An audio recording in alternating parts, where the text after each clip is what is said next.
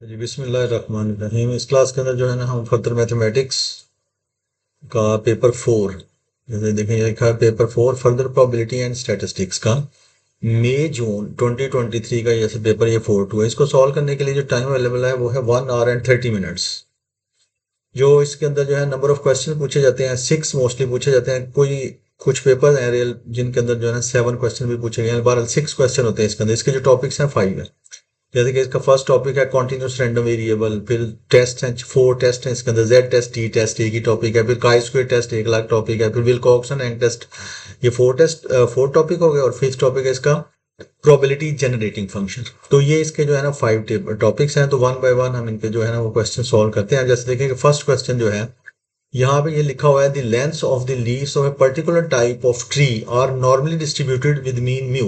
यानी कि पॉपुलेशन का जो मीन है उसको म्यू से रिप्रेजेंट करते हैं। ये the length x of a random sample of 12। अब देखें ये 12 leaves हैं of this type are recorded। the results are summarized as follow। ये जैसे sigma x equal to 91.2, sigma x square equal to ये दिया हुआ है 695.8। Find 95% confidence interval for me. यानी कि 95% वो वाला इंटरवल फाइंड करने का हम 95% कॉन्फिडेंस होंगे कि इसका जो मीन है वो इसके दरमियान दरमियान होगा, वो हमने फाइंड करना है। अच्छा देखेंगे ये जो है ना एन जो है ना वो उन्होंने हमें दिया है 12। इसका मतलब ये स्मॉल सैंपल है। स्मॉल सैंपल का क्या मतलब होता है? स्मॉल सैंपल होती है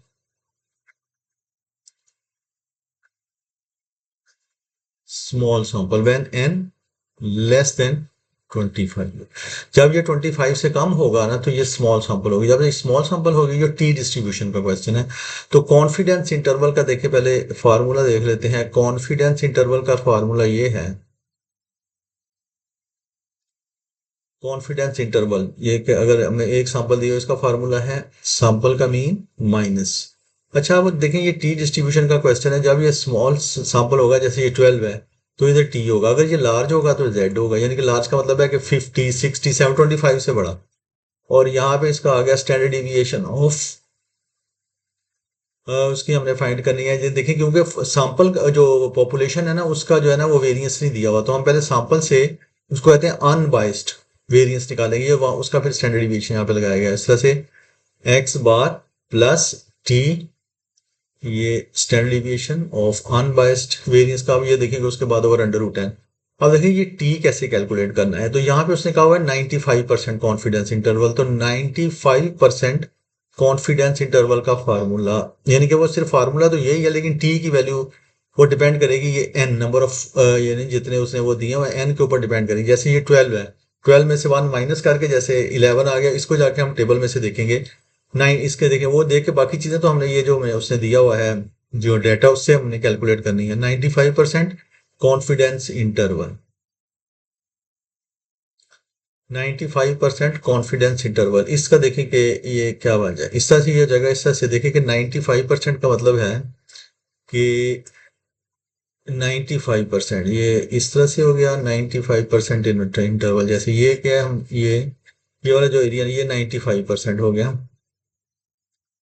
95% बाकी बच गया 5%। इसका 2.5% इधर और 2.5% इस टाइप में।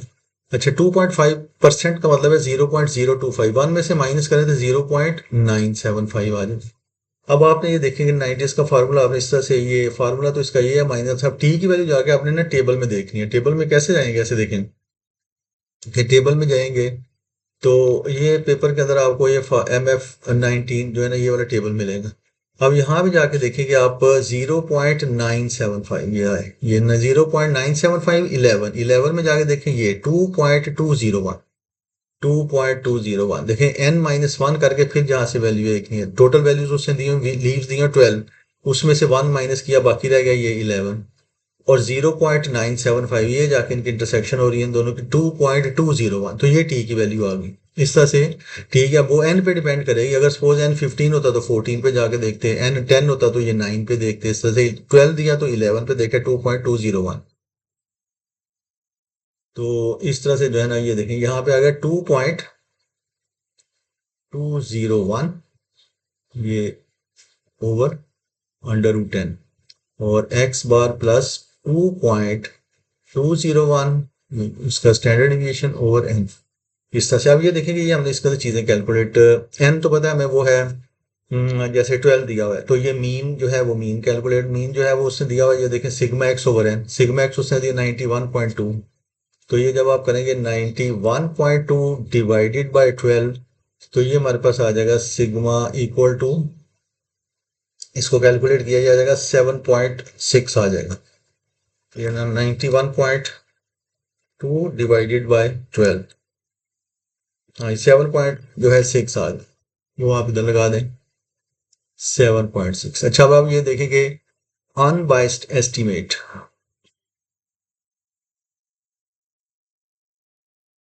अनबाइस्ड एस्टीमेट भी कहते हैं, अनबाइस्ड एस्टीमेटेड वेरिएंस, तो वो इसका फार्मूला जैसे वो ये होता है अनबाइस्ड एस्टीमेट वेरिएंस, इसका फार्मूला होता है n over n minus one s square, ये जो where s square is the sample variance, is the sample variance, ये सैंपल वेरिएंस है।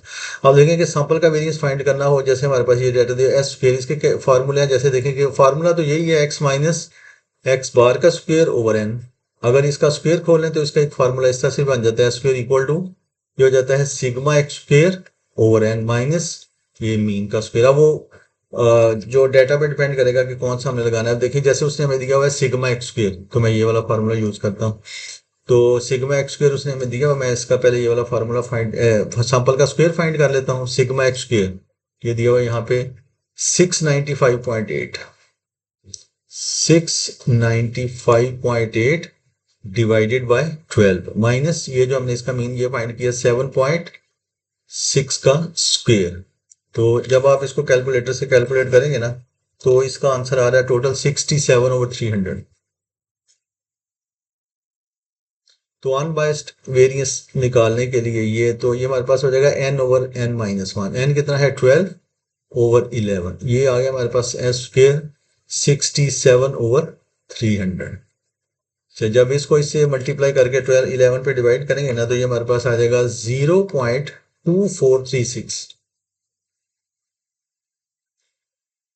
तो इस तरह से हमारे पास जो है ना वो वेरिएंस ये आ गया अनबाइस्ड, तो ये आ जाएगा इसका, अगर ये अंडर रूट ले लें तो ये जगह इसका अंडर रूट लिया 0.4936, ये आ गया। तो वो उस वाला जो फार्मूला है कॉन्फिडेंस 95% कॉन्फिडेंस इंटरवल वाला, 95%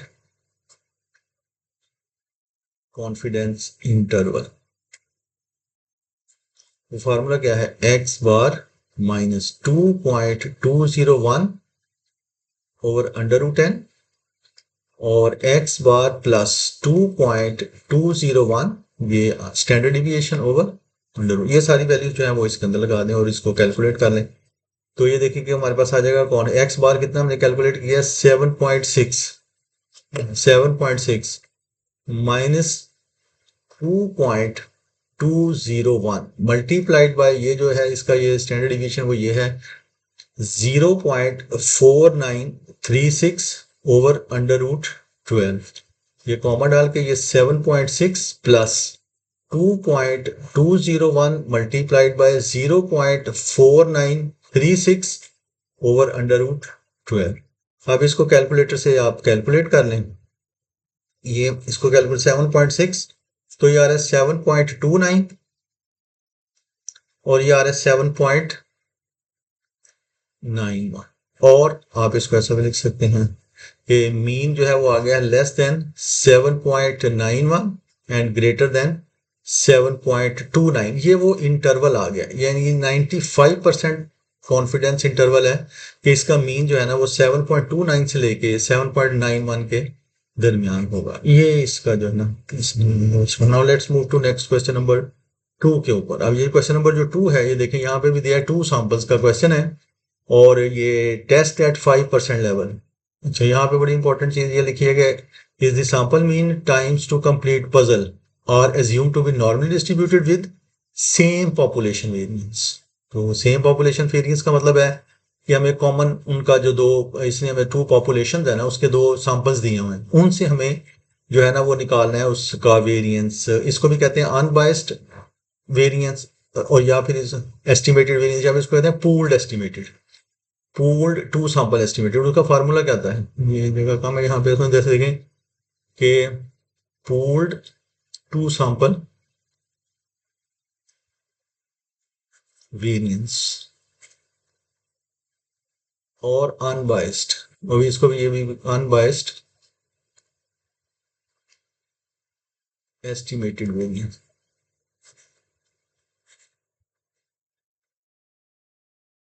टू सैंपल्स का उसका फार्मूला जैसे ये हो जाएगा, इस तरह से हमारे पास n1 s1 square plus n2 s2 square divided bye n1 plus n2 minus 2। तो ये इसका फार्मूला आ गया।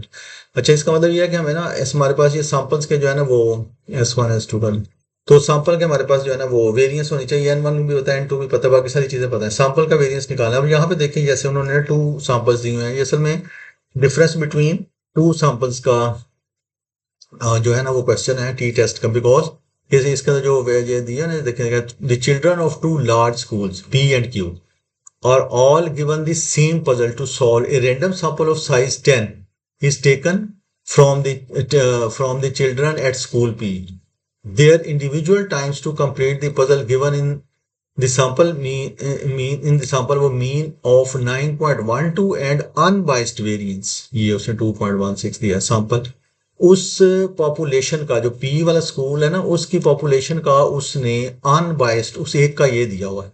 A random sample of size 12 is taken from the children at school Q। अब जो दूसरा स्कूल है उसके बारे में उसने ये चीजें हमें दी हुई हैं, तो हमने उन दोनों का ये निकालना है, हमें उसका ये फाइंड करना है। तो देखें कि सैंपल वन, अच्छा देखें कि मैं यहाँ पे ये करता हूँ इसको, इसके होते हैं 6 स्टेप होते हैं इसको करने के, तो वो इसको वन बाय वन हम इसको तरह करते हैं अभी। अच्छा जी, तो ये देखें यहाँ पे उसने ये दिया हुआ है टेस्ट एट 5, इसके जैसे मैंने भी आपको बताया कि इसके ना 6 स्टेप होते हैं। जैसे इसका स्टेप वन ये है, स्टेप वन स्टेट हाइपोथेसिस,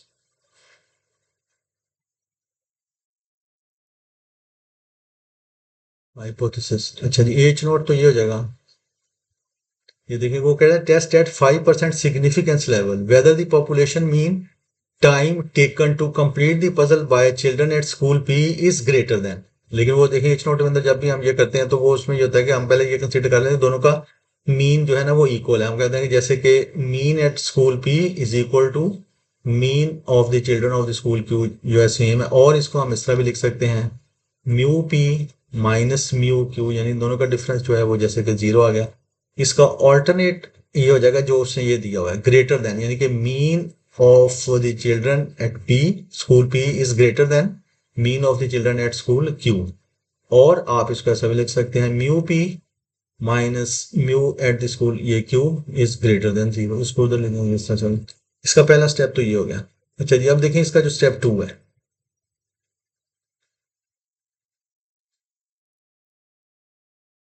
वो है state the level of test. State the level of test, तो यहां पे हम लिखेंगे इट इज वन टेल्ड, क्योंकि ये ग्रेटर देन का ना, इट इज वन टेल्ड यानी कि अपर टेल, अपर टेल एट से कितने बार ये 5% लेवल। यार अब इसका जो ना थर्ड स्टेप है असल में, step three state the distribution.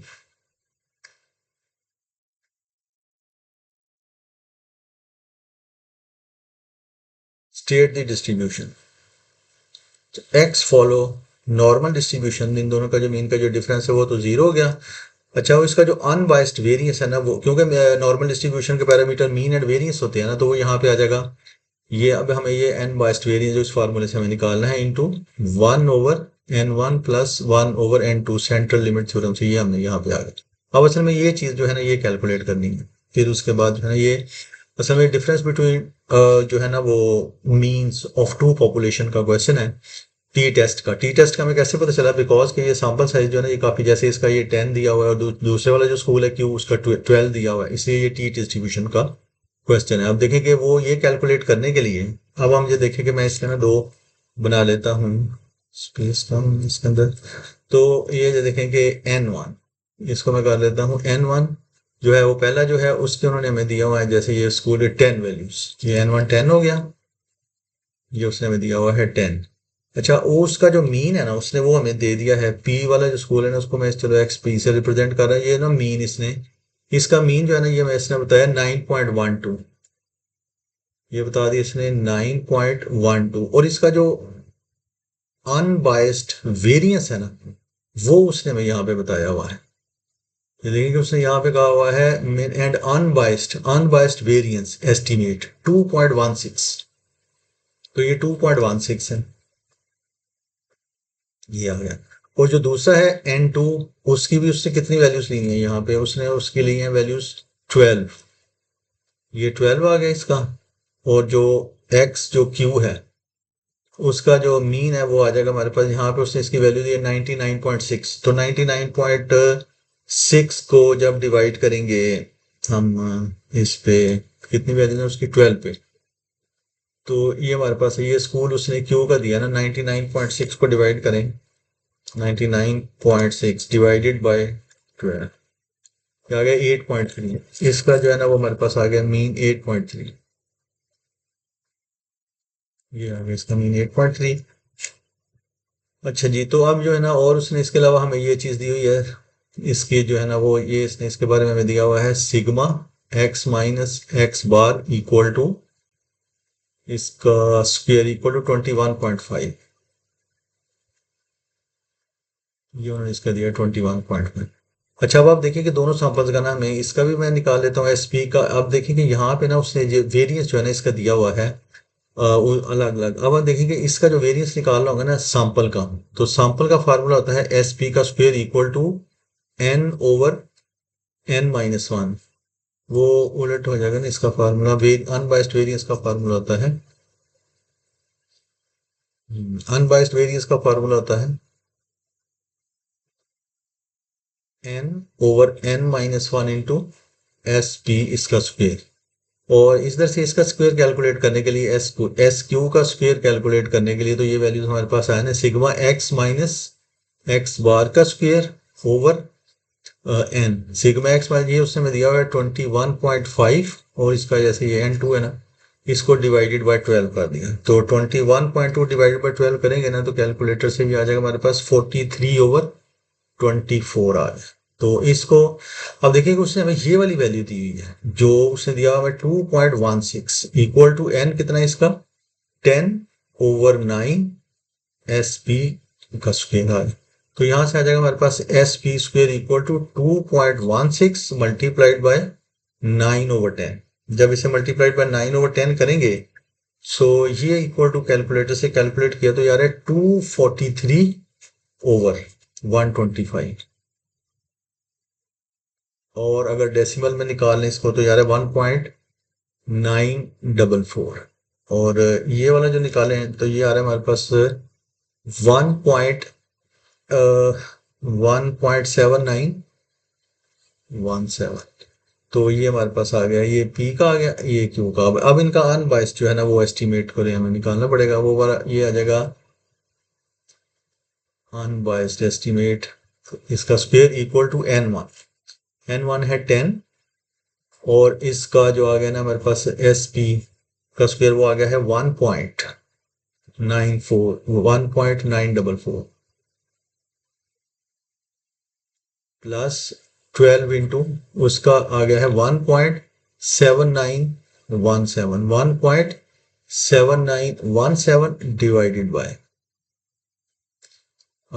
10 plus 12 minus two, जैसे लिख देते हैं 10 प्लस 12 माइनस टू। सो ये इसको सारे को कैलकुलेटर से कैलकुलेट करें तो ये आ रहा है हमारे पास 2.047, और ये अगर इसको ये सिंगल कैलकुलेट कर लेते हैं तो ये आ जाएगा हमारे पास √2.047, ये आ गया 1.4307, 1.4307 ये आ गया हमारे। तो इस तरह से देखिए कि ये डिस्ट्रीब्यूशन हमारे पास ये बन गई, एक्स फॉलो नॉर्मल डिस्ट्रीब्यूशन 0, और ये इसका वेरियंस ये हमारे पास आ गया 2.047 1/10 प्लस 1/12।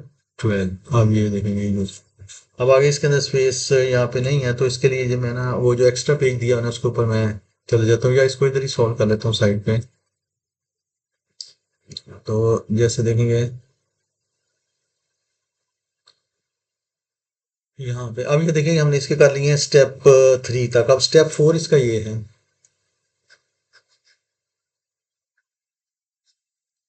स्टेट दी रिजेक्शन एरिया।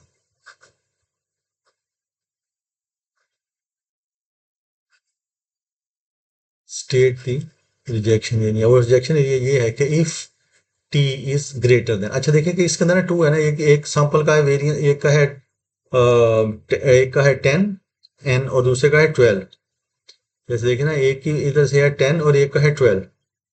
एक की ये वैल्यू 10 है और एक की 12 है, तो ये होगा 22। तो दोनों को ये हो जाएगा 20, तो 20 में जाके 5% लेवल टी के टेबल में जाना है, और 0.95 में जाके हमने इसको देखना है टी का वैल्यू क्या आती है। ये चले गए हम इसके टेबल में, ये आ गया टेबल 90, ये वाला टी का टेस्ट का टेबल आ गया। तो 20 में जाके 0.95, ये 20 0.95, अगर मैं इसको बड़ा कर तो यहाँ पे आ जाएगा 20 पे जाके ये 0.95, ये नीचे है यहाँ पे, ये 20, ये 20 आ गए 1.725।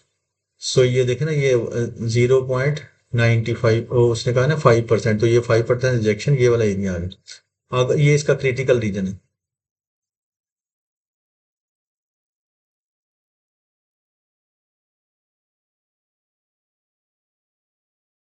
हाँ जी, अब आप देखें कि जैसे ये है ना, हमने अभी देखा यहाँ पे जाके कि मैंने उसको टी टेस्ट में जाके देखा है उसके टेबल में, टी डिस्ट्रीब्यूशन के। तो ये वाला जो एरिया आ रहा है इसमें 1.7, कितना हम देखा, 1.725, 1.725 ये इसका है क्रिटिकल रीजन। अगर जो हम टी कैलकुलेट करेंगे वो इसके अंदर आगे, तो हम H naught, if T is greater than 1.725, तो हम एच नॉट को रिजेक्ट कर देंगे। We will reject H naught in favour of H one. ये आ गया इसका स्टेप 4। अब इसका है स्टेप 5। स्टेप 5 ये है calculate test static, calculate test statistic. वो अब हमने कैलकुलेट टेस्ट स्टैटिस्टिक, इसका टी जो है ना वो क्या हो जाएगा, वो हो जाएगा इस तरह से, हमारे पास X P minus X Q minus mu P minus mu Q divided by ये over under root 1/n1 plus 1/n2। बस इसका वैल्यू लगा रहे हो, टी को जो है ना वो हम कैलकुलेट कर लेते हैं। तो ये देखेंगे जब हम टी इसका अंदर कैलकुलेट करेंगे, तो टी इसका पी का जो मीन है ना, वो हमने अभी ऊपर फाइंड किया था, वो आया था 9.12। 9.12 माइनस क्यू का जो मीन था वो था 9, उसको डिवाइड किया, तो वो हमने इसका जो मीन इसका फाइंड किया था वो है 8.3, माइनस और म्यू वन जो है ये इससे स्टार्ट हो रहा है, डिवाइडेड बाय ये जो हमने कैलकुलेट किया यहाँ पे, ये भी हमने यहाँ पे कैलकुलेट किया है स्टैंडर्ड डिविएशन इसकी। देखिए ये हमने कैलकुलेट, ये 1.4307,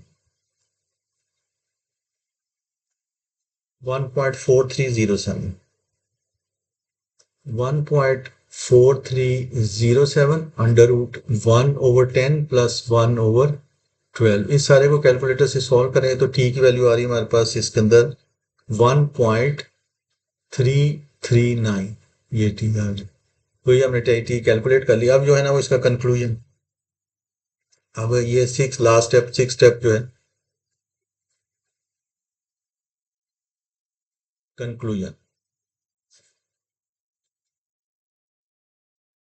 अच्छा जी, कंक्लूजन यही है ना इसके अंदर, ये देखें कि हमने वो जो कैलकुलेट यहाँ पे भी वो बताया था कि अगर इससे ग्रेटर आ गया तो हमने जो कैलकुलेट किया है, जैसे मैंने अभी ऊपर वो लिखा है, दोबारा लिख लेते हैं इस तरह से, ये देखें कि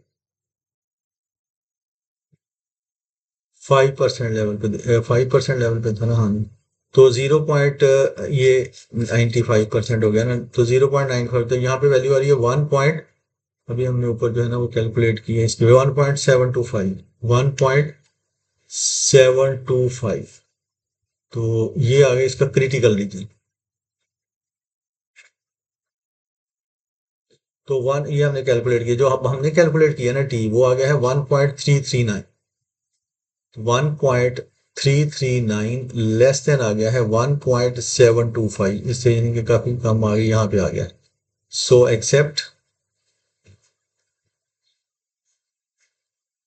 एच नोट एक्सेप्ट हो जाएगा, यानी कि वो जो insufficient evidence to say that the time taken at P is greater than insufficient, यानी कि इसका मतलब ये है कि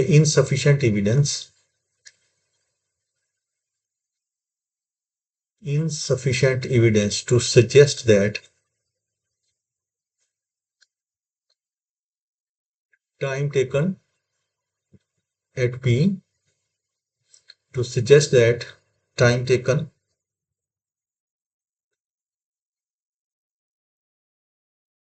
at P, school P, is greater than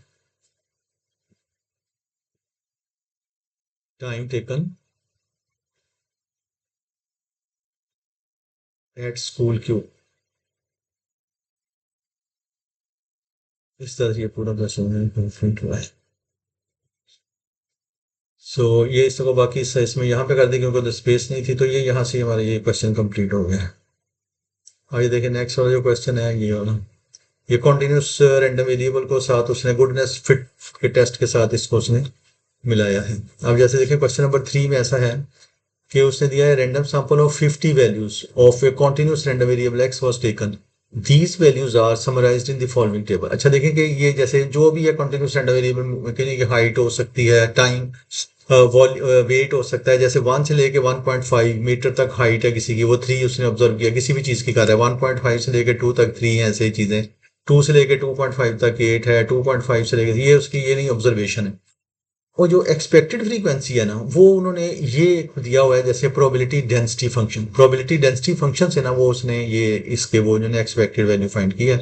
पहले तो पार्ट में कहता है शो करेंगे, यानी कि ये एक्सपेक्टेड फ्रीक्वेंसी ये है, और बी भी वो हमने कैलकुलेट करनी है, ये शो करनी है, और बी भी कैलकुलेट तो दोनों ही करनी है।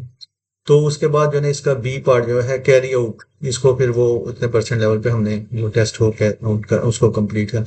अच्छा देखें कि जैसे पहला ए को कैलकुलेट करने के लिए जो है ना वो वाली फ्रीक्वेंसी, तो वो ये है प्रोबेबिलिटी डेंसिटी फंक्शन, यहाँ से प्रोबेबिलिटी कैलकुलेट करेंगे और उसको 50 से मल्टीप्लाई करेंगे। तो प्रोबेबिलिटी डेंसिटी फंक्शन से कैसे प्रोबेबिलिटी फाइंड करते हैं, इंटीग्रेट करके। जैसे यहाँ पे देखें कि ए फाइंड करने के लिए इसको इंटीग्रेट करना पड़ेगा साइन ऑफ इंटीग्रल 1.5 से लेके 2 तक, 1.5 से लेके एफ ऑफ एक्स को, ये है, इसको ये मैं करता हूँ, अगर तो 1/24 है, इसको तो कांस्टेंट नंबर, इसको मैं बाहर निकाल लेता हूँ, 4x raise to power -2 plus x square into d x. तो इसको अब हमें इंटीग्रेट करना है, तो इसको इंटीग्रेट कर लेते हैं पहले। तो इसको इंटीग्रेट कैसे करेंगे, ये हो जाएगा हमारे पास 1/24, और जब इसको करेंगे इसकी पावर में 1 ऐड करेंगे तो ये -1 हो जाएगा, तो हो जाएगा -4/x, इसकी पावर मतलब ये काम इस तरह से हो जाएगी, प्लस यहाँ से हो जाएगा हमारे पास इसकी पावर के अंदर एक ऐड करेंगे, ये हो जाएगा x3/3 लिमिट 1.5 टू 2। ये आप अब इसको कैलकुलेटर से अपर लिमिट माइनस लोअर लिमिट लगा के इसको जो है ना वो सॉल्व कर लेते हैं हम। तो अपर लिमिट माइनस लोअर लिमिट जैसे मैं पहले लगा देता हूँ इसके अंदर, जैसे देखिए ये हो जाएगा 1/24, अपर लिमिट लगाऊंगा -4/2, यहाँ से आ जाएगा -4/2, प्लस जब इधर लगाऊंगा 2 की पावर 3, ये हो जाएगा 8/3, माइनस लोअर लिमिट, जब ये लोअर लिमिट लगाएंगे माइनस माइनस तो ये इसको कर देगा प्लस 4/1.5, माइनस जब यहाँ पे लगाएंगे तो ये हो जाएगा 1.5 का क्यूब ओवर 3। तो ये प्रोबेबिलिटी आ जाएगी हमारे पास 1.5 से लेके 2 तक। जब इस सारे को आप कैलकुलेट कर लेंगे ना, तो इस सारे का जो टोटल आंसर है वो आ जाएगा हमारे पास 53 ओवर, इसका टोटल आंसर आ जाएगा 53/576। ये इसकी प्रोबेबिलिटी आ गई है 1.5 से लेकर 2 तक। अब ये वाली वैल्यू फाइंड करने के लिए इसको 50 से मल्टीप्लाई कर देंगे, तो ये हमारे पास हो जाएगा 53 डिवाइडेड बाय 576। हाँ जी, तो ये मन जब अब ए जो है ना हमारे पास आ जाएगा, ये this is equal to 53/576 multiplied by 50। तो दिस इज इक्वल टू, ये जो उसने शो करने के लिए है यही आ रहा है 4.60069 आ रहा है, तो ये 7 हो गया। तो ये जैसे कि उसने पहला पार्ट दिया था ना, तो ये इस तरह से ये ए की वैल्यू ये शो हो गई। अब बी कैलकुलेट करना है, बी कैलकुलेट करना है 3 से 3.5 के अंदर अंदर इसको इंटीग्रेट करना पड़ेगा। तो आप देखेंगे अब मैं इसको इंटीग्रेट करूंगा 1/24 साइन ऑफ इंटीग्रल 3 to 3.5। उसी तरह से ये सारा ये हमारे पास हो जाएगा 4x⁻² plus x square into d x. Same उसी तरह से जैसे ये वही आ जाएगा 1/24 माइनस 4/x प्लस x³ / 3। तो लिमिट अब हो जाएगी इसकी 3 to 3.5। सो ये हमारे पास हो जाएगा 1/24, इसकी जगह लगाएंगे -4/3.5, इधर जब लगाएंगे तो प्लस 3.5 का क्यूब ओवर 3, माइनस जब करेंगे तो ये प्लस हो जाएगा 4/3, और ये माइनस होगा, ये माइनस हो जाएगा, माइनस ये जगह 27/3 करेंगे तो ये 9 हो जाएगा। तो इस सारे को अगर कैलकुलेटर से आप कैलकुलेट कर लें तो ये हमारे पास आ जाता है 307/1344, ये आ गया। तो अब बी कैलकुलेट इसको मल्टीप्लाई कर देंगे हम 50 के साथ।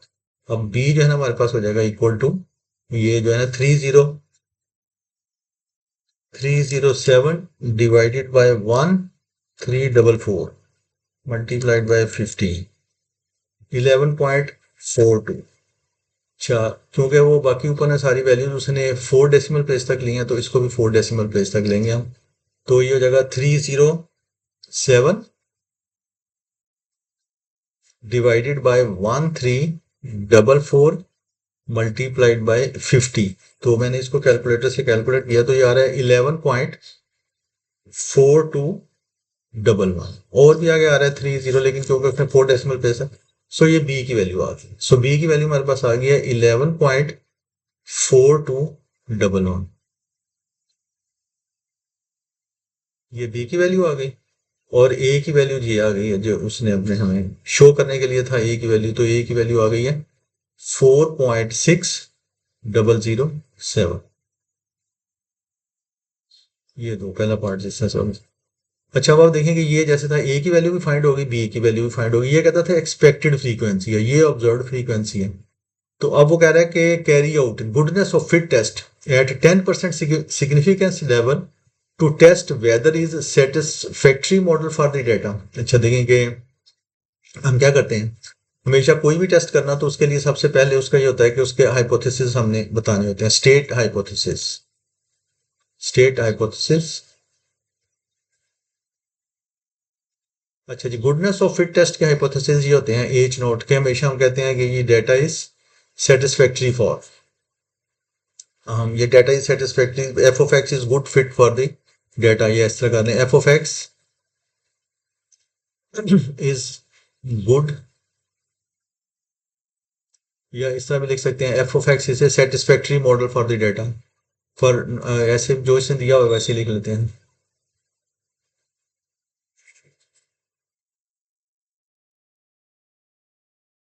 F of x is satisfactory model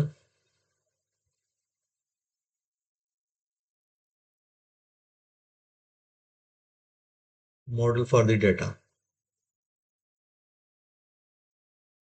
alternates का इसका उलट हो जाएगा, H1 f of x is not satisfactory, is not satisfactory model for data। ये इसका एज। अच्छा, अब आप देखेंगे हमने इसके अंदर जो है ना वो बनाना है इसका टेबल। ये वैल्यूज कितनी, इसके अंदर जैसे देख लेंगे ये वैल्यूज इसके अंदर कितनी है, 6 है। तो पहले हम इसके अंदर ये पहले इसका 6 करना है, तो ये मैं बना लेता हूँ टेबल इसका यहाँ पे।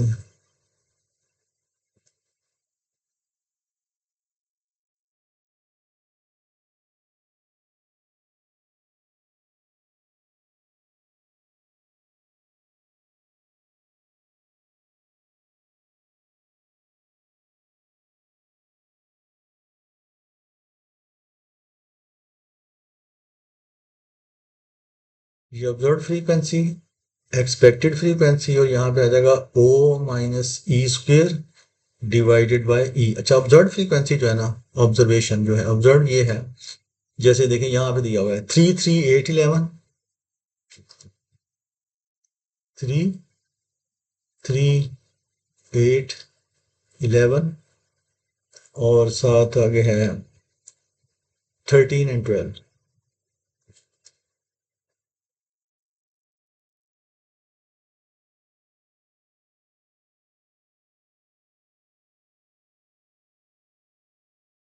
13 एंड 12। अब एक्सपेक्टेड फ्रीक्वेंसी जो है ना वो ई, एक तो उससे पहले खुद ही 4.4271, 4.4271, और जो भी हमने जो इसके साथ जो हमने इसकी ए की जो शो किया 4.6007, 4.6007। अब 8 जो है इसके, उसने इसकी एक्सपेक्टेड फ्रीक्वेंसी और 6.1285, 6 यहाँ पे लिखेंगे 6.1285, और 11 के अगेंस्ट जो है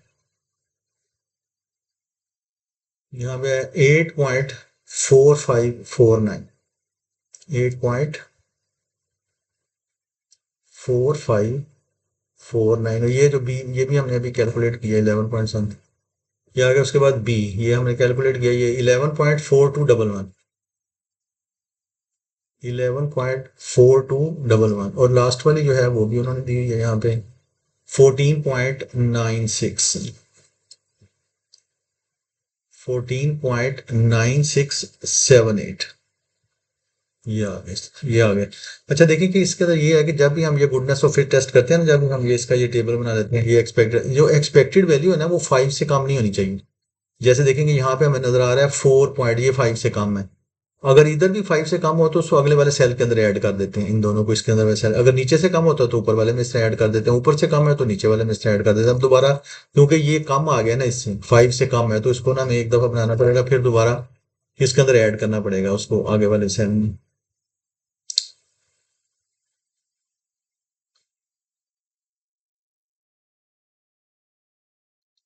तो जो एक्सपेक्टेड वैल्यू है ना वो 5 से कम नहीं होनी चाहिए।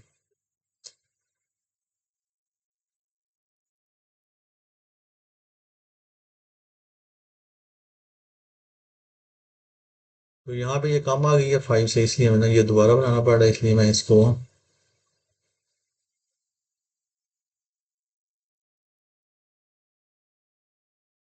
Observe frequency, expected frequency, O minus E का स्क्वायर डिवाइडेड बाय ई आ गया।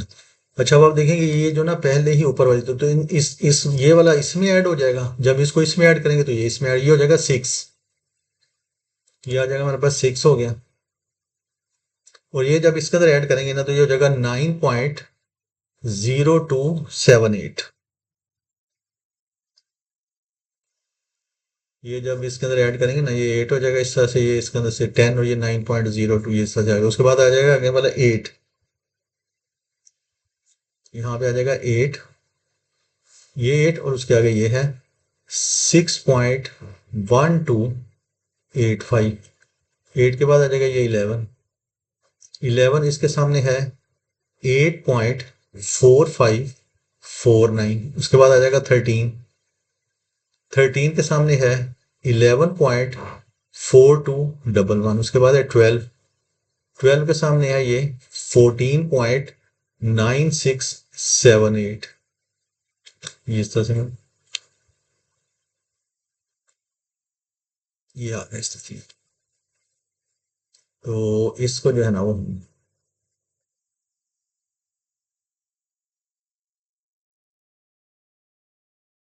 इसके अब आप ये देखिए, इसमें करना ये है कि ओ माइनस ई, यानी कि दिस माइनस दिस, इसका स्क्वायर करके फिर इस पे डिवाइड करें। जब इस पे डिवाइड करते हैं ना इसको, तो ये मैंने कैलकुलेट कर ली है, 1 पॉइंट ये आ जाएगा 01548। जैसे 8 माइनस दिस, इसका स्क्वायर और फिर इस पे डिवाइड करें, इसका आ जाएगा 0.5715। फिर ये 11 माइनस ये 8 पॉइंट ये करके इसका स्क्वायर और फिर इस पे डिवाइड करें, तो ये आ जाएगा हमारे पास 0.7661। फिर ये 13 माइनस 11.42, फिर उसका स्क्वायर करके इस पे डिवाइड करेंगे, तो ये हमारे पास आ जाएगा 0.2183। फिर ये इसमें से ये माइनस करके ये जो भी आ जाएगा 2.9, उसका स्क्वायर करके इस पे डिवाइड करेंगे, तो इसका आ जाएगा हमारे पास 0.5885। 0.5885 ये आ गया। वैसे इन सारों को प्लस करेंगे तो इसका आंसर आ रहा है 3 पॉइंट, ये वो काई स्क्वायर आ गया जो हमने कैलकुलेट किया है। ये आ गया है काई स्क्वायर जो हमने कैलकुलेट किया है 3.16।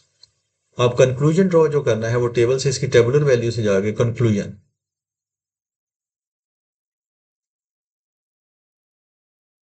तो टेबुलर वैल्यू जाके हम ऐसा देखेंगे जैसे कि काई स्क्वायर इसने कितने परसेंट लेवल पे कहा हुआ है हमें, जैसे इसने कहा हुआ है 10% लेवल, तो ये काई स्क्वायर 10%। अच्छा जी, इसको कहते हैं वो जो डिग्री ऑफ फ्रीडम, वो आ जाएगा इसका 1 2 3 4 5। 5 - 1 तो डिग्री ऑफ फ्रीडम ऐसे ही होती है ना, इसका फॉर्मूला ये होता है डिग्री ऑफ फ्रीडम का, इसको कहते हैं डिग्री ऑफ फ्रीडम। ये होता है number of cell minus number of restrictions.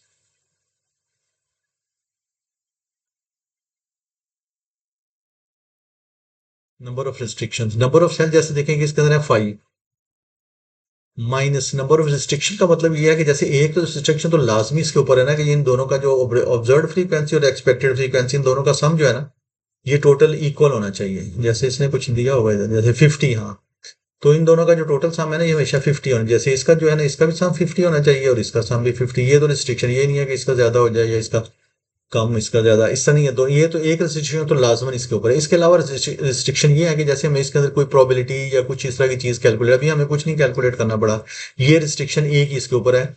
तो ये 5 - 1 जो है ना वो इसके ऊपर आ गया है नंबर, इसके अंदर जो है ना डिग्री ऑफ फ्रीडम आ गया है इसका 4। तो अब हम जाके ना हम 10% लेवल पे डिग्री ऑफ फ्रीडम 4 के अंदर जाके का स्क्वायर टेबल में से जाके इसका देखेंगे कि इसके वैल्यू जो है ना वो क्या आती है। जैसे देखें कि आप जाएंगे का स्क्वायर का जो ये फार्मूला शीट है, इसके अंदर हमें यहाँ पे मिलेगा, ये आ जाएगा, ये आ गया का स्क्वायर टेस्ट। अब देखें कि इसके अंदर डिग्री ऑफ फ्रीडम है 4, तो ये आ गया डिग्री ऑफ फ्रीडम, ये आ गया डिग्री ऑफ फ्रीडम 4, 90%, ये 90%। ये जब इसके अंदर आएंगे ये बन रहा है 7.90, मतलब वो 10% का रिस्ट्रिक्शन एरिया आ गया ना ये, तो ये 90% का मतलब है कि 10% वो ये आ गया ये क्रिटिकल रीजन, और 90% ये इस तरफ वाला ये उसने, क्योंकि देखिए ना ये वाला इसने एरिया शेड करके बताया, ये जो वैल्यूज दी है ना ये शेडेड रीजन की है, यानी कि 90% का मतलब है ये वाला एरिया, ये वाली वैल्यू जो है इसके मुताबिक सेल के ऊपर ये 7.779, और ये इसका क्रिटिकल रीजन, जो इससे बड़ा वैल्यू आंसर आएगी जो हम कैलकुलेट करेंगे तो एच नॉट रिजेक्ट हो जाएगा। ये हासिल भाई 7.779 है। तो इसको देखेंगे कंक्लूजन जब हम ड्रॉ करेंगे इसका,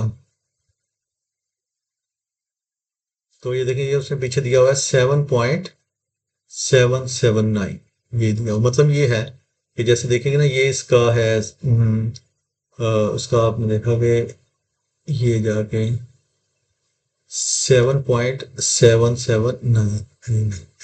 अब जो हमने कैलकुलेट किया है डिग्री, वो जो वो आ गया है 3.16, वो काफी ज्यादा इसके अंदर कम वैल्यू आ गई, इससे बिल्कुल मिडिल में यहाँ पे। तो 3 पॉइंट जो हमने कैलकुलेट किया है, सो जो हमने कैलकुलेट किया है 3.16, वो लेस देन 7.779 आ गया। So therefore accept H not.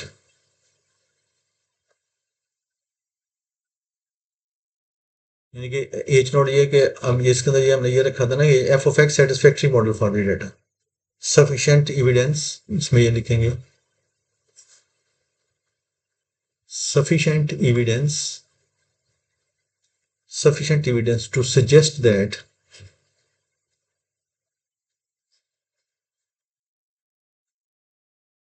f of x is satisfactory, is good for the data,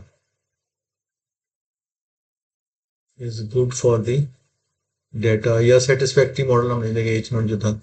सो ये जो है ना, इस तरह से ये क्वेश्चन हमारे पास कंप्लीट हो गए। इस तरह से आप देखेंगे नेक्स्ट वाला जो क्वेश्चन है 4, ये है, ये देखें Wilcoxon match pair rank sign rank test. ये अब हमने इसको करना है फोर्थ। अब ये देखें, ये 13 इसने कहा है random sample of 13 technology companies is chosen and the number of employees in 2018 and in the 2022 are recorded. Number of ये companies हैं ABCD, ये companies हैं, और नंबर इन यानी कि 2018 में इनके पास कितने थे एम्प्लॉइज, और इनके पास नंबर ऑफ 22 में। तो वो पूछा carry out a Wilcoxon sign rank test at 5% to test whether the data supports this claim. अच्छा, claim वो ये researcher claims that there has been an increase in the median number of employees at technology companies between 2018 and 2022. अच्छा, अब इसको question को अब हम करते हैं कंप्लीट।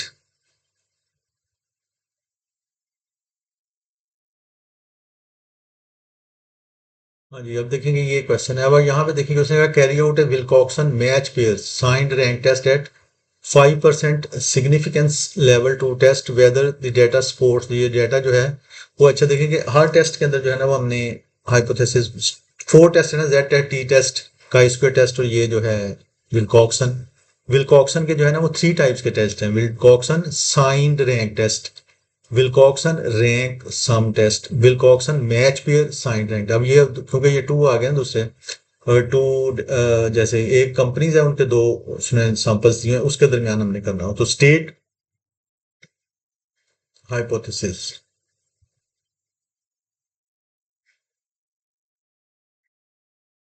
State hypothesis. अच्छा, इसके अंदर ये होता है स्टेट हाइपोथेसिस, वही जैसे कि हमने ये कहना है कि G number of median number of employees, ये इसके अंदर इसका हो जाएगा मीडियन नंबर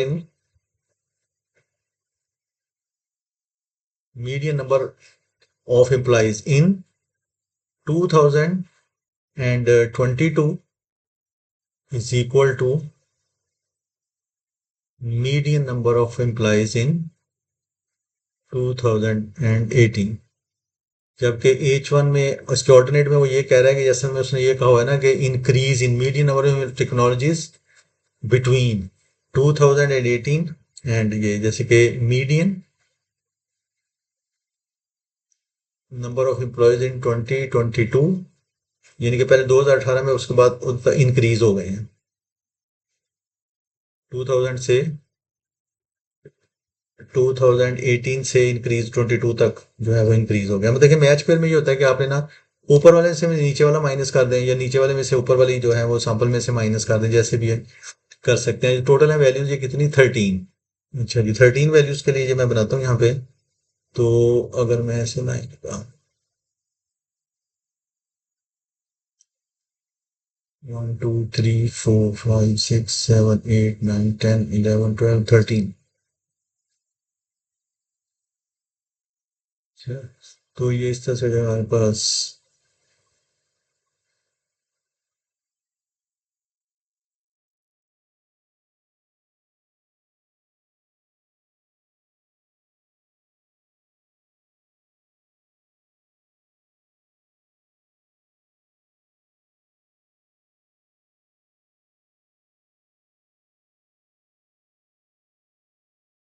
यहाँ पे आ जाएंगी डिविएशंस,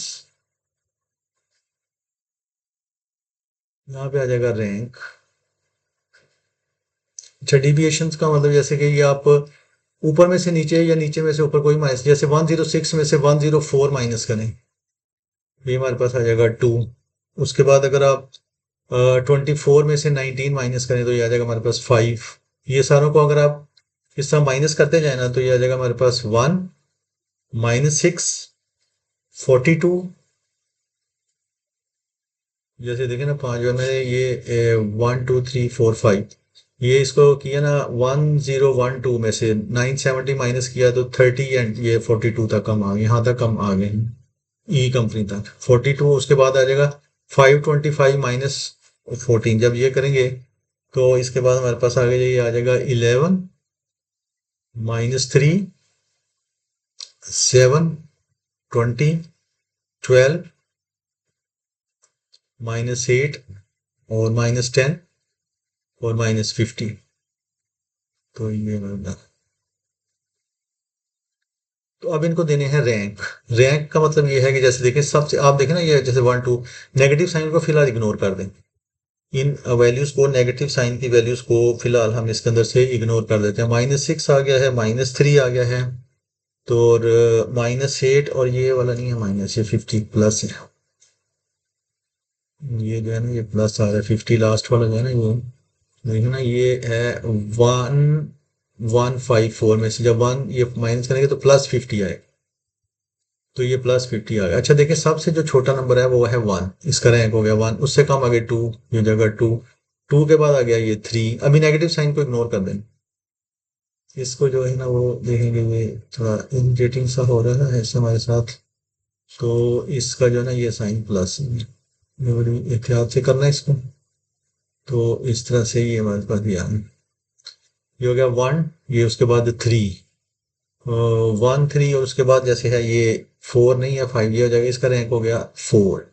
उसके बाद ये है इसका रैंक हो गया 5। 5 के बाद आ जाता है ये सॉरी 6, उसके बाद आ गया 7, ये हो जाएगा 6। 7 के बाद ये आ गया 8, इसका हो गया 8 के बाद आ जाएगा ये 9 तो नहीं है इसका, ये 10, ये हो जाएगा 8। 10 के बाद ये 11 हो जाएगा 9। 11 के बाद आ गया 12, ये हो जाएगा 10। 12 के अच्छा ये 10 तक आ गया ना, बाकी 3 रह गए हैं। बाकी रह गया है ये 20 रह गया है, 42 और 50। 20 इन दोनों में काम है 10, तो ये हो जाएगा 11 और उसके बाद ये 42, ये हो जाएगा 12 और ये हो जाएगा 13। ये इस तरह से इनकी रैंकिंग कर दी है नंबरों के हिसाब से, जैसे 1 वाला छोटा उससे बड़ा 2, फिर उससे नेक्स्ट जो है ना वो चलते हैं। अब देखें कि नेगेटिव वाले उनके साथ ये वाला माइनस था, इसके साथ माइनस लगा दें। ये वाला भी माइनस था, इसके साथ माइनस लगा दें। ये वाला भी माइनस था, इसके साथ भी ये वाला माइनस था, इसके साथ भी माइनस लगा। अच्छा अब आप देखेंगे जैसे इसका टेबल जाके देखेंगे ना उसके अंदर उसने कहा हुआ है कि पी वैल्यूज आपने वो लेनी है जो प्लस वाली वैल्यूज हो। जैसे देखेंगे इसके अंदर से मैं पी ले लेता हूँ। अब पी इसके अंदर होगा जो पॉजिटिव वैल्यू है, पी इसके अंदर आ जाएगा। पॉजिटिव वैल्यूज क्या है इसके अंदर, 2 4 1, 2 + 4 + 1 +12 + 9 +12 + 9 +6 +11 +10 +13। 1 2 3 4 5 6 7 8 9 और ये बाकी वाली 4 नेगेटिव था। तो ये हमारे पास आ जाएगा, इन सारों को प्लस करें ना कैलकुलेटर से कर लें, 68 आ गया। और क्यू जो है ना वो नेगेटिव वाली वैल्यूज कौन कौन सी हैं, 5 3 7 8। 5 + 3 + 7 + 8, इन सारों को ऐड करेंगे तो 8 + 5 कितना हो गया 13, उसमें 10 ऐड कर दें तो क्यू हो गया 23। तो सबसे जो जो कम वाली वैल्यू थी पी और क्यू, तो उसको टी ले लेना है। तो टी इक्वल हमारे पास हो जाएगा 23। अब आपने जाके इसको कंक्लूजन ड्रॉ करना है, टेबुलर वैल्यू देखनी है वहां पे जाए कंक्लूजन।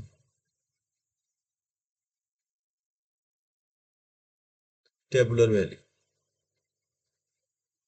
टेबुलर वैल्यू कैसे देखनी है। टेबुलर वैल्यू ऐसे है कि ये देखेंगे जैसे इसने यहाँ पे दिया हुआ है ग्रेटर देन ये वन टेल टेस्ट है ना अपर टेल और 5% लेवल पे। तो इसमें आपने इसका भी का विल्कॉक्सन रैंक टेस्ट का भी टेबल उन्होंने दिया यहाँ पे। तो ये फार्मूला शीट पे चले गए, ये फार्मूला शीट आ गई, ये आ गया विल्कॉक्सन रैंक टेस्ट। तो इसके अंदर टोटल वैल्यूज है 13। 13 के अंदर 5% लेवल, कितने परसेंट लेवल पे है ये 5% लेवल पे। इसको जाकर देखें, ये आ गया 5% लेवल।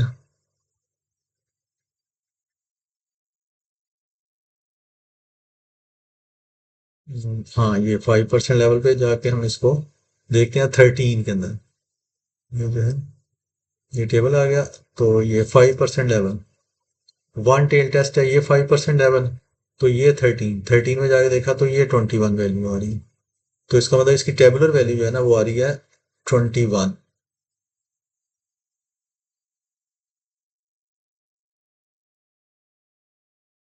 टेबुलर वैल्यू आ गई है 21। अच्छा, अब आप देखें कि नॉन पैरामीट्रिक टेस्ट में उलट हिसाब है उससे। यहाँ पे जैसे हमारे पास 21 वैल्यू जो हमने वैल्यू फाइंड किया ना 23, वो इससे बड़ी आ गई। अगर वो जो टेबुलर वैल्यू से नॉन पैरामीट्रिक टेस्ट के अंदर अगर वो वैल्यू बड़ी आ जाए तो फिर हम एच नोट को एक्सेप्ट कर लेते हैं, क्योंकि हमने जो फाइंड किया है 23 वो आ गया है ग्रेटर देन 21, सो accept H note.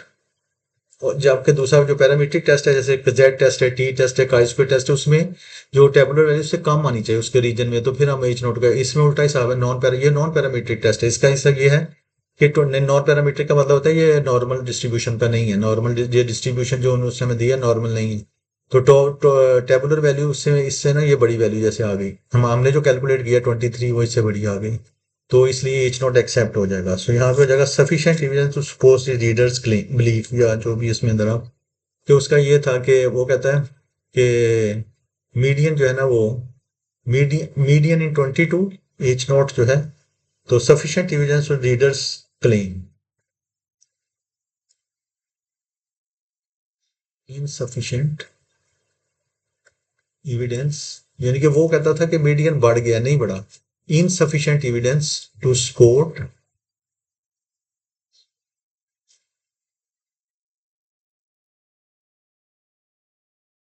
Researcher researchers claim. उसका क्लेम ये था कि वो कंपनीज की एम्प्लॉयज जो है ना वो 2028 से, ये था ना उसका कि 2022 में इंक्रीज हो गई है, 22 से नहीं हुई। अब एच नॉट एक्सेप्ट हुआ है, यानी कि सेम है, बड़ी नहीं है। बस ये एविडेंस हमारे पास यहाँ से आ गई। अच्छा, वो कहता है कि बाद में ये तो हो गया हमारे पास। उसके बाद वो कहते हैं the researcher notice that the figure in company G has been recorded incorrectly. In fact the number of employees in 2018 was 32। और इसके अंदर यानी कि उलट हो गया है। वो कहते हैं जो जी कंपनी है ना, जैसे ये जी कंपनी है, ये जो एंट्री है ना ये गलत हो गई है। ये 35 इधर था और ये 32 इधर था। तो अब कहते हैं कि क्या इसका इफेक्ट होगा, यानी कि अब अगर ये ऐसे इसको हम ऐसे कंसीडर करें तो फिर क्या इफेक्ट होता है। कहते हैं explain with numerical justification whether or not conclusion of the part in part A remains the same. अच्छा, देखेंगे इसके अंदर ऐसा है कि अगर वो हम इस तरह करेंगे, इसको उधर कर दें और इसको इधर कर दें, तो जब इसको ये जो हमने ये रैंक किया ना, तो जब हम इस तरह करेंगे कि ये इसको 35 को इधर नीचे इसको ऊपर करेंगे, तो अभी तो हम 32 में से 35 -3 हो गया था, ये +3 हो जाएगा। तो ये वाला जो है ना ये +3 हो जाएगा, ये भी +3 हो जाएगा। जब ये +3 होगा तो इधर से जो क्यू वाली वैल्यू ना, ये वाली प्लस, ये हमारे पास हो जाएगी। क्यू जो है ना हमारे पास हो जाएगा इक्वल टू 5 + 7 + 8। तो ये आ जाएगा हमारे पास, इसकी वैल्यू आ जाएगी 20। आप देखें कि अगर वो टेबुलर वैल्यू में जाके जैसे देखें तो वो तो थी 21। तो वो पहले हमारी वैल्यू 23 बड़ी आई थी ना, तो इसलिए अब ये कम आ गई है। अब ये 20 जो है ना वो 21 से कम आ गया है। 20 जो है वो लेस देन 21 हो गया है। सो इसमें एच नॉट रिजेक्ट हो जाएगा। सो रिजेक्ट एच नॉट। तो एच नॉट जो है वो हम इसे रिजेक्ट कर देंगे। सफिशिएंट एविडेंस टू सपोर्ट, तो यहां से हो जाएगा sufficient evidence to support researchers clean, यानी कि जो उसने कहा था कि वो इंक्रीज हो गई है 2022 में 2018 की निस्बत जो है वो एम्प्लॉयज की जो है वो ज्यादा हो गए हैं उसके अंदर, तो वो उसका फिर ठीक, क्योंकि एच नॉट रिजेक्ट हो गया तो वो दूसरा जो था H1 एक्सेप्ट हो गया। तो इसलिए ये इस तरह हुआ है। तो उसने असल में यहाँ पे ये भी हमसे पूछा हुआ है कि किस रिमेन्स द सेम, तो नहीं, हम कहते हैं कि वो जो है ना कंक्लूजन इज चेंज हो गया है।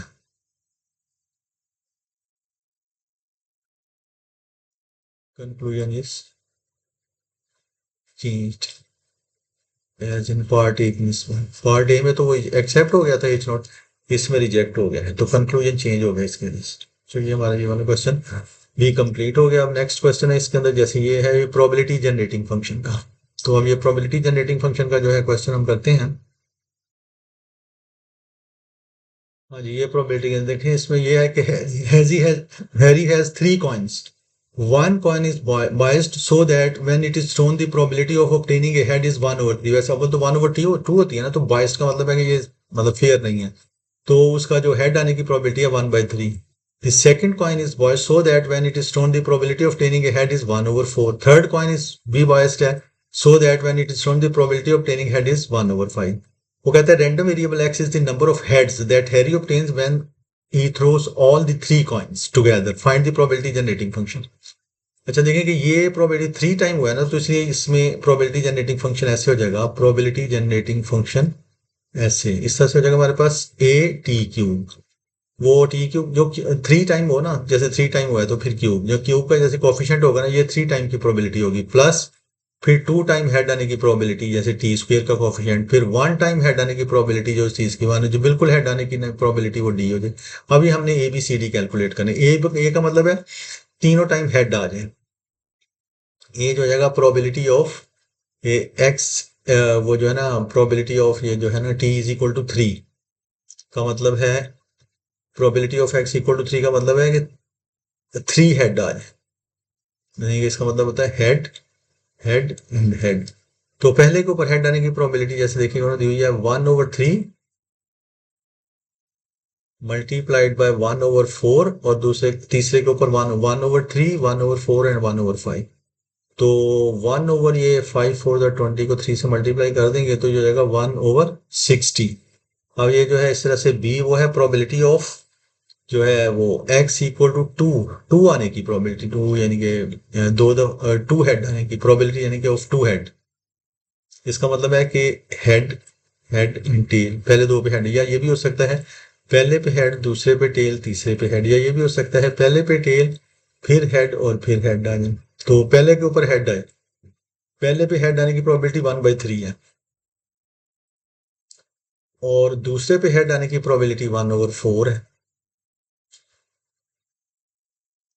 और तीसरे पे हेड आने की प्रोबेबिलिटी 1/5 है, और टेल आने की प्रोबेबिलिटी 4/5 हो जाएगी। पहले पे हेड आने की प्रोबेबिलिटी 1/3 है, दूसरे के ऊपर टेल आने की हेड आने की 1/4 है, तो टेल आने की 3/4 हो जाएगी, और हेड आने की प्रोबेबिलिटी 1/5। पहले पे हेड आने की प्रोबेबिलिटी 1/3 है, तो टेल आने की प्रोबेबिलिटी 2/3 हो जाएगी, दूसरे पे हेड आने की 1/4 और तीसरे पे हेड आने की 1/5। सो ये हमारे पास आ जाएगा टोटल 4 3 7 और 2 9, ये हो जाएगा 9/60। इसका ये जो सी हो जाएगा ना इसके अंदर, वो हो जाएगा C probability of x equal to 1, यानी कि 1 हेड आने की प्रोबेबिलिटी ऑफ 1 हेड, यानी मतलब ये है कि 3 दफा फेंका ना एक हेड आ जाए, यानी कि पहले हेड फिर टेल आ जाए, या पहले टेल फिर हेड फिर टेल, या पहले ये कि पहले भी टेल फिर टेल और फिर हेड आ जाए। तो इस तरह से, तो पहले हेड आ जाए वो है 1/3, दूसरी दफा टेल आ जाए तो 3/4, तीसरी दफा भी टेल आ जाए तो वो है 4/5। पहली दफा टेल तो 2/3, दूसरी दफा हेड 1/4, थर्ड टाइम टेल वो क्योंकि हेड आने की 1/5 है ना, तो टेल आने की 4/5 हो जाएगी। पहली दफा टेल हेड आने की 1/3 है तो हो जाएगी 2/3, फिर दूसरी की दफा टेल 1/4 है तो हो जाएगा 3/4, और फिर हेड आने की लास्ट के ऊपर 1/5, तो ये बन जाएगा हमारे पास 4 3 12 और 8, ये हो जाएगा हमारे पास 8, और ये 12 8 20 और ये 26 हो जाएगा, ये हो जाएगा 26/60 और 0। और डी जो है प्रोबेबिलिटी ऑफ 0 का मतलब है प्रोबेबिलिटी ऑफ 0 हेड का मतलब है टेल टेल एंड टेल। तो पहली दफा भी टेल आ जाए 1/3 सी हेड आने की, तो टेल आने की 2/3 हो गई। दूसरी दफा है हेड आने की प्रोबेबिलिटी है 1/4, तो टेल आने की 3/4 आ जाएगी, और 1/5 है तो टेल आने की 4/5। 4 3 12 मल्टीप्लाइड बाई 2, ये हो जाएगा 24, ये हो जाएगा 24/60। तो प्रोबेबिलिटी जनरेटिंग फंक्शन आ गया इस तरह से हमारे पास g(x) का ए की वैल्यू आ गई है 1/60, 1/60t³ प्लस बी की वैल्यू आ गई है 9/60 टी स्क्वेयर का मतलब है दो दफा हेड आए तो वन हेड आने की प्रोबेबिलिटी है 26, 26/60t प्लस कोई हेड ना है, जीरो हेड, वो है 24/60। तो ये आ गई है इस तरह ये।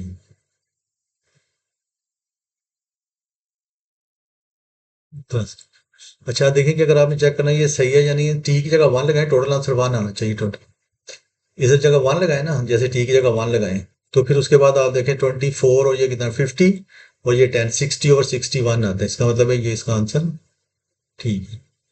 अच्छा अब देखिएगा जो अगला वाला पार्ट है बी, उसके अंदर वो कहता है कि आइजक, वो कहता है कि आइजक एक और पहले बंदा है, पहले ऊपर था वो जो था उसका क्या नाम था, हैरी। अच्छा जी अब आइजक है, उसने two fair coins, fair coin के ऊपर हेड आने की प्रोबेबिलिटी 1/2 और टेल आने की, वो टू फेंके ना, find the probability generating function Z. अच्छा पहले उसका हैरी का हम फाइंड कर लेते हैं, probability generating function of y. ये जो आइजक का है ना, the random variable y is the number of heads Isaac का, तो ये क्योंकि टू टाइम इसने, तो इसका हो जाएगा a t² plus b t plus c। ए का मतलब है दो दफा हेड आए, प्रोबेबिलिटी ऑफ टू हेड, यानी कि हेड एंड हेड, तो ये हो जाएगा 1/2 मल्टीप्लाइड बाय 1/2 इक्वल टू 1/4 आ गया। बी का मतलब है वन हेड आए, प्रोबेबिलिटी ऑफ वन हेड, मतलब ये कि पहले हेड फिर टेल, यही हो सकता है कि पहले टेल फिर हेड, हेड आने की प्रोबेबिलिटी 1/2, टेल आने की, क्योंकि ये फेयर कॉइन है ना, तो 1/2 प्लस टेल आने की 1/2 और हेड आने की भी 1/2, तो ये हो जाएगा 1/4 प्लस 1/4, ये हो गया 2/4। सी का मतलब है प्रोबेबिलिटी ऑफ जीरो हेड, कोई हेड ना आए, तो मतलब टेल एंड टेल, तो इसका मतलब ये भी 1/2 मल्टीप्लाइड बाय 1/2, तो ये आ गया 1/4। तो जो probability generating function of y का आ गया ना आइजक का, वो आ गया है probability generating function of Y. A की वैल्यू आ गई 1/4 t² प्लस बी की वैल्यू आ गई 2/4t प्लस सी की वैल्यू आ गई है 1/4, ये आइजक का आ गया जैसे ये।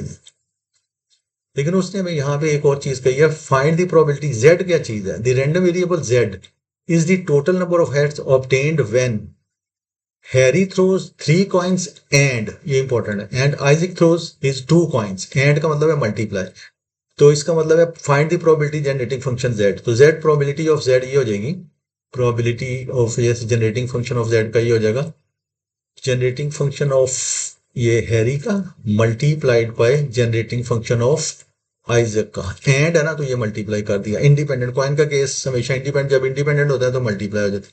अब देखेंगे जो उसका है वो ये है, इसका इन दोनों को आपस में मल्टीप्लाई कर दें तो जी ऑफ जेड टी हमारे पास इस तरह से आ जाएगा, जी ऑफ टी, ये जेड की डिस्ट्रीब्यूशन हमारे पास आ गई है, इसका जो है ना एक्स का जो है ना ऊपर आ जाएगा 1/60t³,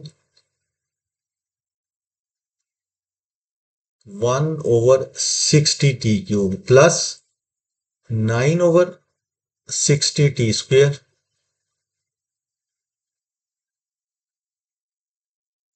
प्लस 9 के बाद 26 और फिर 24, ये आ जाएगा हमारे पास आगे नेक्स्ट 26/60t प्लस 24/60, ये आ गया इसका, मल्टीप्लाइड बाय इसका आ गया है 1/4t² प्लस 2/4t प्लस 1/4, एक दफा फिर चेक कर लें, 26, 24, 9 एंड +1, ठीक है, वो है नीचे, हाँ। तो इस तरह से हमारे पास ये प्रोबेबिलिटी जनरेटिंग फंक्शन ऑफ जो z है, उसको कहता है कि आप यहाँ पे देखें, उसने कहा है कि इसको आपने expect your answer as a polynomial in t, जो देखें कि इसमें सारे 1/60, इसमें से सब में से 1/4 में बाहर निकालूं तो 1/, ये हो जाएगा 240, और अंदर आ जाएगा इधर से t³ plus t² plus 9t² plus 26t plus 24 into इधर से आ जाएगा t² प्लस 2t प्लस 1, ये आ जाएगा इस तरह से हमारे पास। तो अब इन सारों को हम मल्टीप्लाई कर देते हैं, जैसे ये देखिए कि हमारे पास हो जाएगा 1/240, तो जब इसको पहले इससे मल्टीप्लाई करेंगे ये हो जाएगा T5, इसको जब इससे मल्टीप्लाई करेंगे +2T4, प्लस इसको जब इससे मल्टीप्लाई करेंगे T3, फिर इसको जब इससे मल्टीप्लाई करेंगे तो 9T4, फिर इसको जब इससे मल्टीप्लाई करेंगे +18T³ +9T², फिर इसको जब इससे मल्टीप्लाई करेंगे तो 26T³ जब इसको इससे करेंगे +52T², 26 को 2 से प्लस, इसको जब इससे मल्टीप्लाई करेंगे तो 26T, फिर इसको इससे मल्टीप्लाई करेंगे तो 24T², इसको जब इससे करेंगे तो ये हो जाएगा 48T, फिर इसको जब इससे मल्टीप्लाई करेंगे तो +24। तो ये फाइनली हमारे पास हो जाएगा generating function of z equal to 1/240 into, यह आ जाएगा T5 प्लस 9 + 2 11T4 प्लस 18 + 26 + 1, ये कितना हो जाएगा 45T³ प्लस 24 + 52 + 9, ये हो जाएगा 85T² प्लस 48 और प्लस ये 26, हो जाएगा 74T प्लस 24। तो ये z का प्रोबेबिलिटी जनरेटिंग फंक्शन आ गया उसने, क्योंकि हमने कहा था कि पॉलिनोमियल की फॉर्म में इसका आंसर दें, तो इसीलिए जो है ना वो इसको पॉलिनोमियल की फॉर्म में।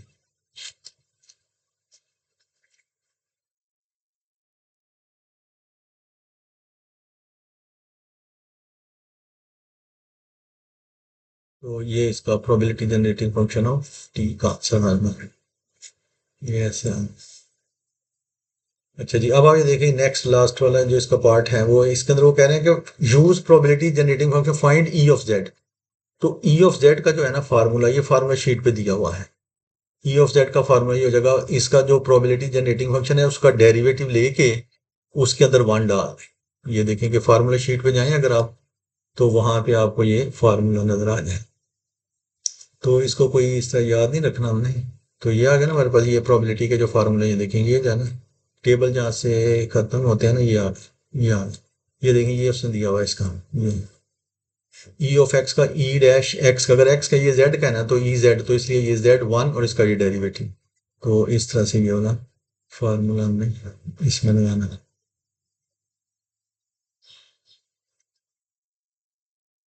तो इसका मतलब है इसका डेरिवेटिव लेके हमने, तो पहले मैं इसका डेरिवेटिव ले लेता हूँ, जी ऑफ ZT, इसका डेरिवेटिव ये हो जाएगा 1/240 इंटू, ये है जैसे T5 है, इसका डेरिवेटिव हो जाएगा 5T4 प्लस ये 4 इससे आके मल्टीप्लाई होगा, ये हो जाएगा 44T³ प्लस 45 को 3 से मल्टीप्लाई करें तो ये आ जाएगा हमारे पास, 45 को मल्टीप्लाई करें तो ये जाएगा 135T², 85 को 2 से मल्टीप्लाई करें तो ये हो जाएगा 170T प्लस 74 आ गया, इसका और इसका डेरिवेटिव 0 हो गया। अब इसके अंदर जो है ना वो 1 लगा दें, जी डैश टी की जगह पे 1 लगा दें, z इक्वल टू 1/240 इंटू, जब इधर टी की जगह ये हो जाएगा 544 plus 135 plus 170 plus 74। So this is equal to, इस सारे को कैलकुलेटर से कैलकुलेट कर लें तो ये आ जाएगा 428/240। तो दिस इज इक्वल टू हो जाएगा हमारे पास 107/60। So this is equal to, इसको चेक कर लेते हैं, 428 डिवाइडेड बाय 240, 107/60 और 1.78, 1.78 आ गया। सो ई ऑफ जेड जो है हमारे पास आ गया है 1.78, ये इसका आंसर आ गया। नेक्स्ट क्वेश्चन है, ये कंटिन्यूस रैंडम वेरिएबल का, तो अब ये next move to next question, continuous random variable. अब ये देखिए नेक्स्ट है कंटिन्यूस रैंडम वेरिएबल का क्वेश्चन है इसका, the continuous random variable x has probability density function. ये प्रोबेबिलिटी डेंसिटी इसको स्मॉल f ऑफ x, जैसे स्मॉल f से represent f of x equal to 3/28 e raise to the power 1/2x plus 4 e raise to the power -1/2x। ये उसने एक probability density function दिया हुआ है। इसके नीचे वाला एरिया टोटल जो होता है वो 1 0 से लेके 2 ln3, ये इसकी लिमिट दी हुई है 0 अदरवाइज। अच्छा, वो पहले सबसे पहले पार्ट में find the cumulative distribution function f of x। ये है डेंसिटी फंक्शन, इससे हमने कॉमुलेटिव फंक्शन फाइंड करना है, तो उसको कैपिटल f से रिप्रेजेंट करते हैं। तो ये आ जाएगा हमारे पास capital f of x equal to, इसको हम ऐसे करेंगे जैसे ये है ना 3, और इसको मैं इंटीग्रेट करूंगा 0 से लेके, ये तो अगर मैं पूरा इसको 0 से लेके 2 ln3 तक कर दूंगा इसको, तो टोटल आंसर 1 आ जाएगा, क्योंकि ये टोटल प्रोबेबिलिटी 1 है ना, इधर से खत्म हो जाता है ये फंक्शन, ये 0 आ जाता है उसके बाद आगे। तो ये इसको हो जाएगा, लेकिन हमें यानी कि टोटल इसका कॉमुलेटिव फंक्शन चाहिए, तो मैं इसको इंटीग्रेट करूंगा 0 से लेके t के अंदर अंदर, यानी t का मतलब है कि 0 से लेके 2 ln3 के अंदर अंदर ये कोई नंबर है। जैसे यहाँ से 3/28, इसको मैं बाहर कर देता हूँ, ये कांस्टेंट नंबर है 3/28 e raise to the power 1/2x plus 4 e raise to the power -1/2x into d x. अब मैं देखिए इसको इंटीग्रेट करता हूँ तो ये हमारे पास हो जाएगा 3/28। जब इसको इंटीग्रेट करेंगे e raise to the power 1/2x without exponential function, इसका डेरिवेटिव 1/2, इंटीग्रेशन में जब उससे डिवाइड करेंगे तो ये इधर आ जाएगा ऊपर, ये हो गया। उसके बाद ये हो जाएगा minus e raise to the power -1/2x, इसका इंटीग्रेशन विदाउट एक्सपोनेंशियल फंक्शन, इसका -1/2 से जब डिवाइड करेंगे ये माइनस हो जाएगा, वो इससे मल्टीप्लाई हो गई, इसको 8 कर देगा, और लिमिट हो गई 0 टू t। अब जब upper limit minus lower limit लगाएंगे तो ये हमारे पास हो जाएगा 3/28 2 e raise to the power 1/2t minus 8 e raise to the power -1/t minus lower limit, जब लोअर लिमिट लगाएंगे तो जाएगा -2, इसे 0 लगाएंगे ना तो ये 1 हो जाएगा माइनस, और ये फिर प्लस हो जाएगा 8 e की पावर, ये भी 0 हो जाएगी, तो ये बच जाएगी। यानी फाइनली जैसे हमारे पास यहाँ से आ जाएगा 3/28 2 e raise to the power 1/2, ये -8 e raise to the power -1/2t plus ये हो जाएगा 6, इसमें से 2 कॉमन लेके इसके साथ अगर कैंसिल कर दें तो ये हमारे पास हो जाएगा 3/14, इसमें से 2 बाहर आ गया, e raise to the power 1/2t, और वापस वो 2 की बजाय x ही लगा देते हैं, ये हो जाएगा x -8 e raise to the power -1/2x plus 6, और लिमिट इसकी x आ गई लेस और equal to 2 ln of 3 greater और इक्वल टू 0 1 अदरवाइज। ये अगर आपने चेक करना होगा हमने इसे सही किया ही नहीं, x की जगह पे 2 ln ऑफ 3 यहाँ पे लगाएं तो इसका टोटल आंसर 1 आना चाहिए, यहाँ पे ये बात। तो इस तरह से ये हम इसको कर लेंगे, ये मैं जरा सा इसको कर दूँ, ठीक है।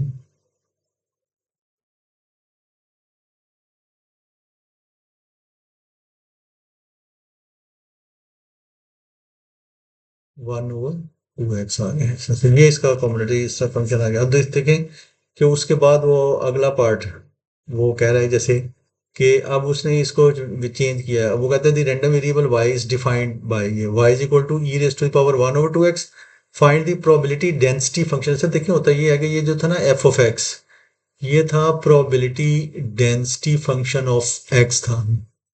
इसको कैपिटल F जब हमने इसको फाइंड किया ना इंटीग्रेट करके, तो ये हो गया कॉमुलेटिव, ये हमारे पास आ गया इसका cumulative distribution function, cumulative distribution function आ गया। इसको दूसरे, जैसे यहाँ से ये हमने इसको इंटीग्रेट किया, इसको अगर हमने दूसरे किसी फंक्शन में लेके जाना हो, जैसे ये देखें वो कह रहा है कि इसको चेंज करके y वाले दूसरे फंक्शन में ले, तो यहाँ से कॉमुलेटिव को चेंज करके ना तो हम y वाले में जैसे फंक्शन में ले जाएंगे, ये cumulative distribution function of y आ गया है, ये cumulative distribution function of x है, इसी से चेंज करके ये probability density function of x है। इसका अगर आप डेरिवेटिव लेंगे तो ये प्रोबेबिलिटी डेंसिटी फंक्शन ऑफ ये बन जाएगा probability density function of y का बन। तो इसका मतलब है कि पहले हमें ऊपर जो हमने कैपिटल F फाइंड किया ना, उसको पहले हम g में लेके जाएंगे, इस वाले में जी दूसरे फंक्शन वाई वाले में लेके जाएंगे, फिर उसको डेरिवेटिव करके उसका आप देखेंगे मैंने फाइंड करूँ ये एफ ऑफ एक्स है ना, इसको मैं दूसरा फंक्शन कर देता हूँ, जैसे कि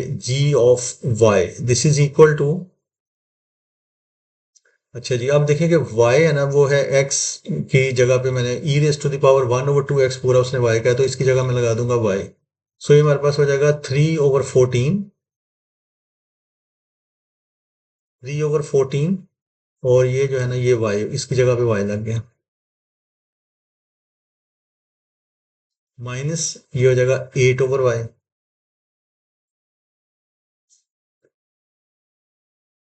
तो इसकी जगह पे जब हम लगा देंगे तो ये हो जाएगा 4/y हो जाएगा 3/14, तो इसकी जगह पे हम लगा देते हैं 8 ये हो जाएगा।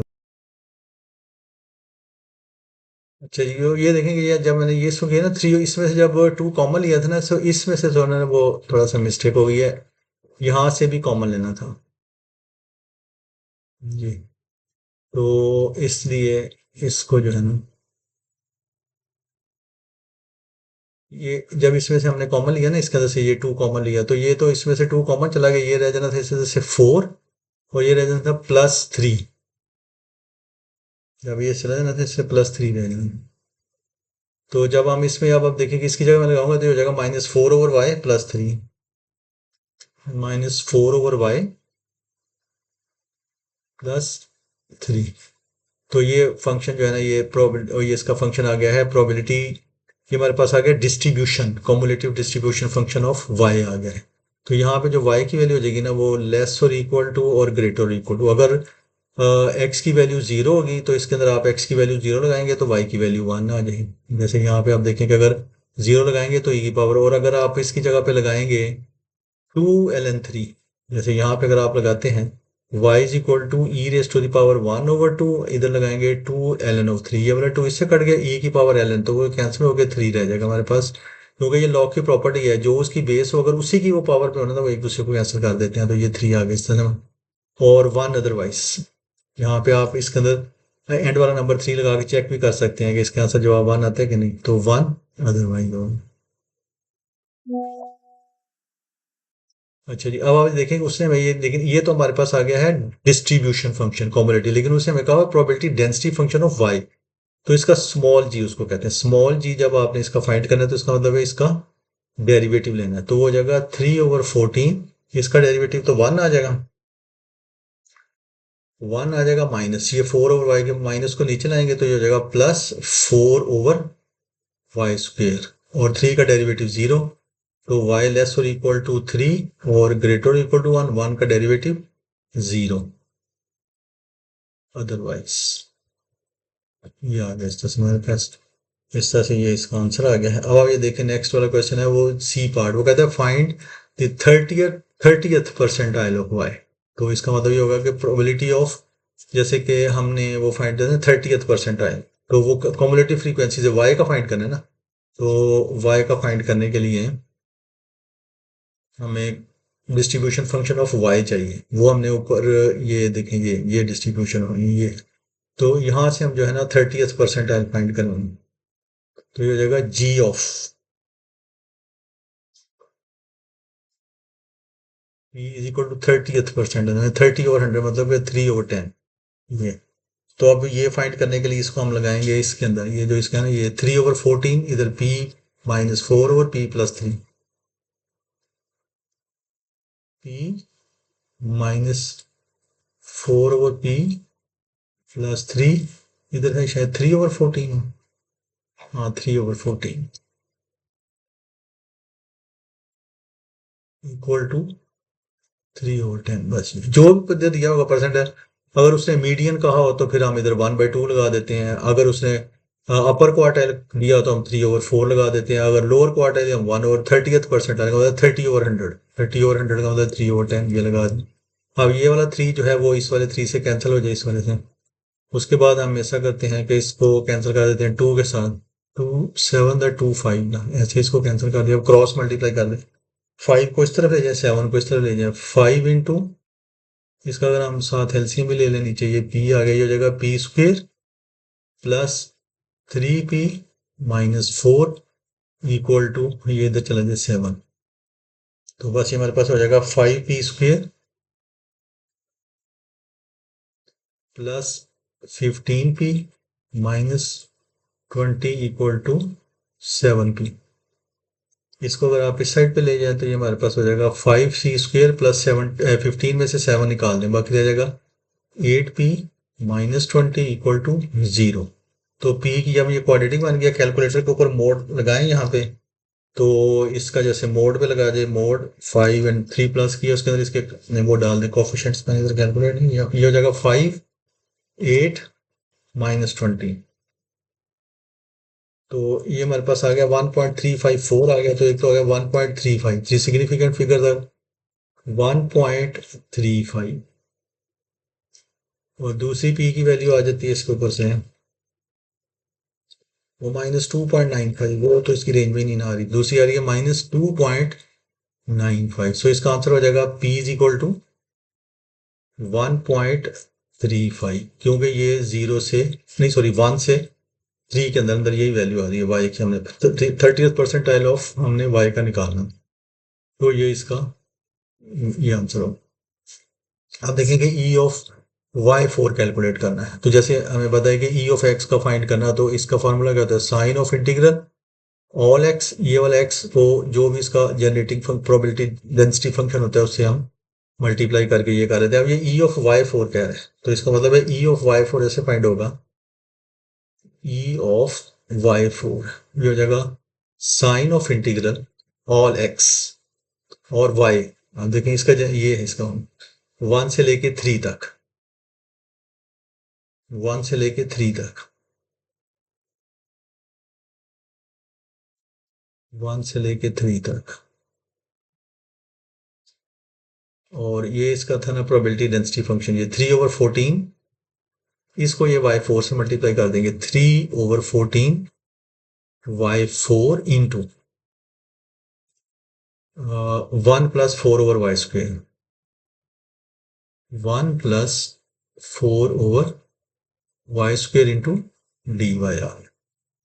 तो बस इसको अब हम कैलकुलेट कर लेते हैं, ये तो integration simple.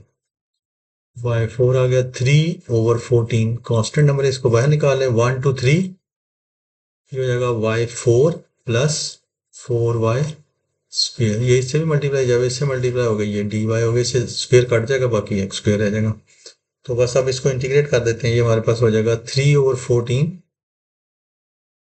y5/5 plus 4/3 y³ limit 1 to 3। अब अपर लिमिट माइनस लोअर लिमिट लगा रहे हैं इसके अंदर। सो ये इक्वल टू आ जाएगा हमारे पास 3/14, जब अपर लिमिट लगाएंगे तो 3⁵ प्लस ये 5 है, प्लस 4 × 3³ माइनस जब 1 लगाएंगे -1/5 माइनस 4/3। इस सारे को कैलकुलेटर में डाल के कर लें कैलकुलेट, तो इसका आंसर टोटल आ जाएगा इस तरह से हमारे पास 89/5। So E of y4 equal to हमारे पास आ जाएगा 89, और इसको कर देते हैं तो 17.8।